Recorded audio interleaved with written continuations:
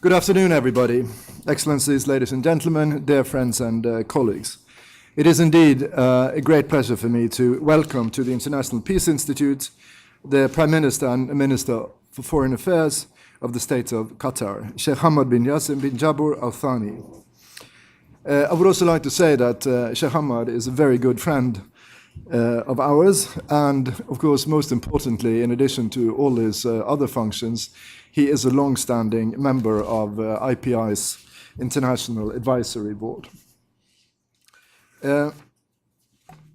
We are extremely pleased that you've accepted our invitation to speak about your initiative, HOPE, which is a major humanitarian operation initiative to provide immediate assistance after natural disasters. This is a topic of particular importance, and there is a need to strengthen international efforts to deliver quick and efficient disaster relief. We are looking very much forward to hearing your views on this new initiative and how to develop it. By way of introduction, I would also like to mention other issues of interest for our participants here. And let me just say a few words in order to commend the contribution of Qatar in addressing crises in the Middle East and beyond. Sheikh Hamad, you have demonstrated your commitment to the international dialogue of peace and to peace itself by presiding over many international conferences and meetings, which were held in Doha, your capital. These include the Doha Forum, the Doha Interfaith Conference, and the Conference on New or Restored Democracies. Qatar has played a key role as a peace broker in conflicts, such as in Lebanon 2 years ago, and more recently in Darfur. For over a year, Doha has been the site of peace talks between the government of Sudan and the various fighting factions in Darfur, leading to the signature of a ceasefire in February between the Sudanese government and the Justice and Equality Movement. Not far from Sudan, in the Horn of Africa, Eritrea and Djibouti signed, again under the auspices of Qatar, only 3 days ago, an agreement settling the border conflict. I'd like to use this occasion to commend your efforts, Sheikh Hamad. Before I give you the floor, let me remind our participants that the Prime Minister will give his address in Arabic. We have arranged for dual translation service, and you will find, all of you, headsets available on your chairs. Following the Prime Minister's remarks, the questions and answer session will be in English. It is now my great pleasure to give the floor to the Prime Minister for his remarks on this important humanitarian issue. Prime Minister, the floor is yours. Thank you very much. Bismillah ar-Rahman ar-Rahim. In the name of God, the merciful, the compassionate, excellencies, ladies and gentlemen, peace being upon you and the blessings of God. Humanity has increasingly suffered from natural disasters like droughts, earthquakes, floods, forest fires, and tsunamis. Natural disasters like those that have recently struck on all continents leave a trail of destruction on their wake. No country is immune, and no country can cope with these forces alone. Scientists tell us that because of climate change, we should expect even more frequent natural disasters in the future.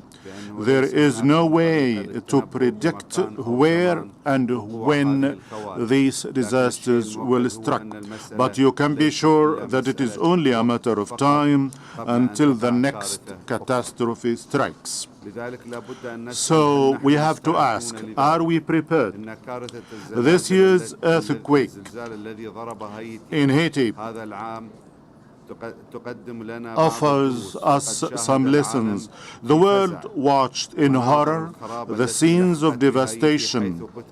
More than 200,000 Haitians were killed, and tragedy for the United Nations that lost 100 of its staff members.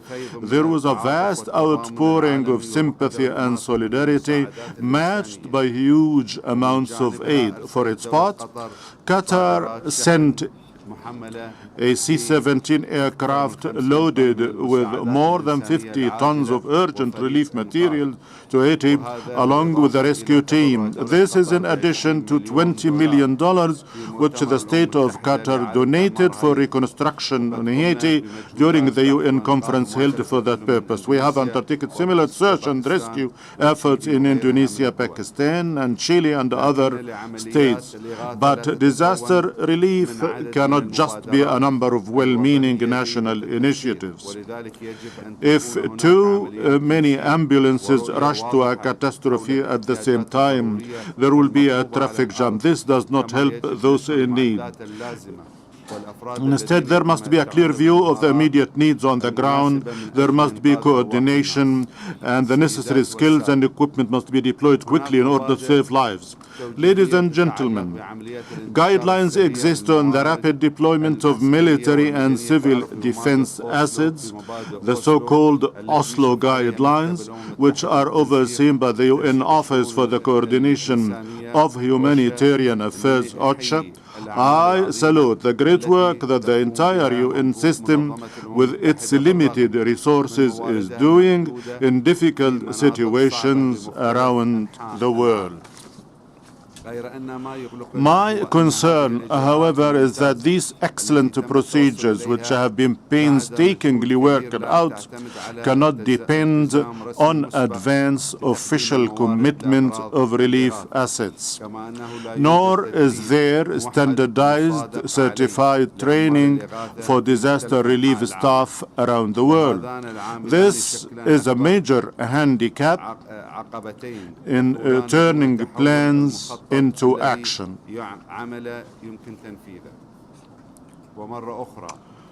Once again, let me ask, are we prepared?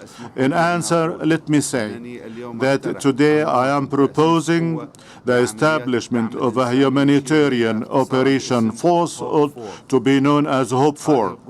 Such a force would draw on existing military and civil resources, material and human, to bring hope and emergency relief quickly and efficiently to the victims of natural disasters, staying long enough to close the so-called humanitarian gap.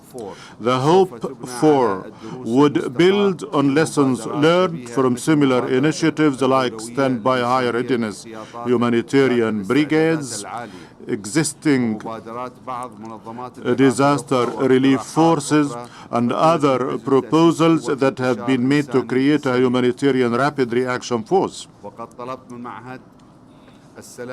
I have asked the International Peace Institute to help in this task. I foresee that Hope 4 would have a small permanent headquarters to act as the nerve center for rapid deployment, to coordinate certified training, and to keep track of committed assets around the world which have been earmarked for Hope 4's possible use.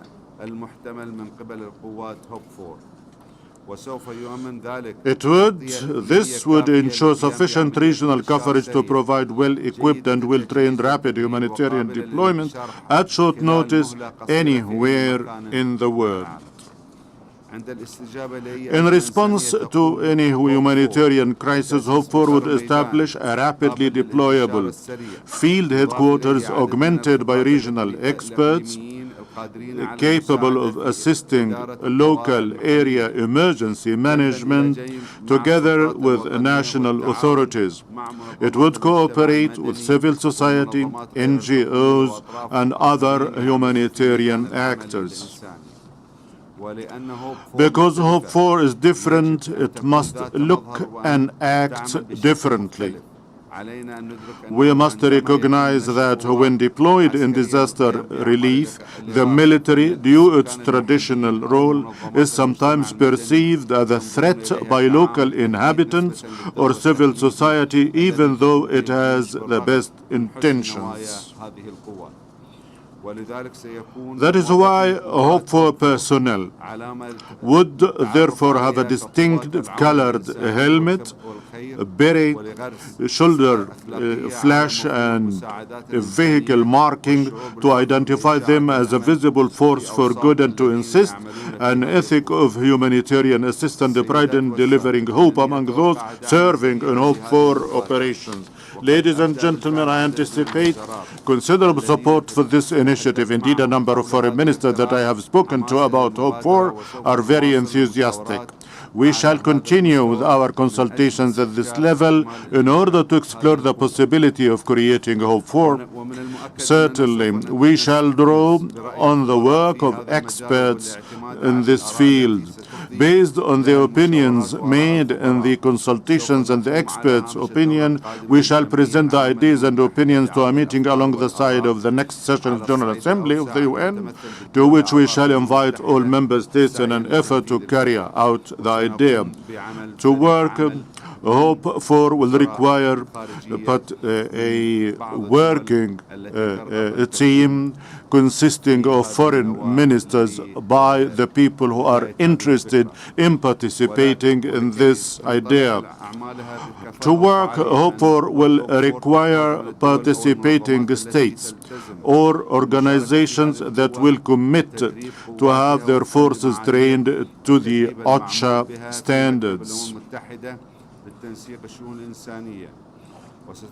It will also require contributing states which make a firm advance commitment of deployable assets. And it would have to be sufficiently funded.